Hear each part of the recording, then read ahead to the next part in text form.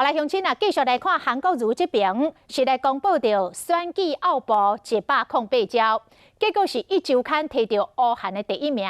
一周刊共报讲，韩国瑜有计划要移民加拿大，带合体，阁有新增王小姐的代志，这事实证明拢是无影无假。韩国瑜嘛亲身来召开着1月初9开道胜利晚会记者会，恳请甲支持的好朋友1月初9踊跃站出来。 互大家听到支持的声音，表达对中华民国的信念甲热爱。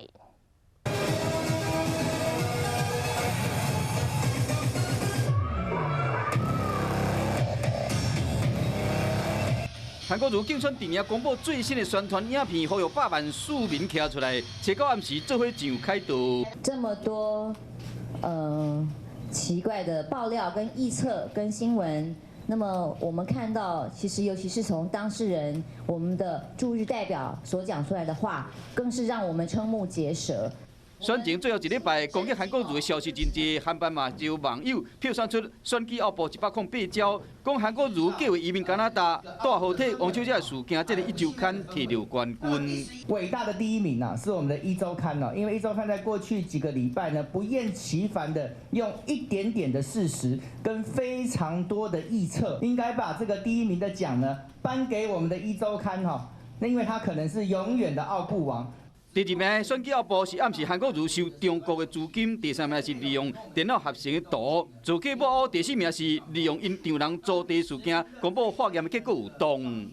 明天1月9号晚上的凯道造势上面，会由韩国瑜总统候选人亲自的。 好，来跟这些，我们就是选出这些108招奥步创意的这12位获奖人啊，亲自的来鼓励，企图把网军操作的事情嫁祸到韩国瑜阵营，这个是意图使人不当选而散布谣言的典型范例，所以我们会对于谢长廷代表提出意图使人不当选而散布谣言的妨害选举告诉。 好，那我们也还是要再度强调，我们不会撤告。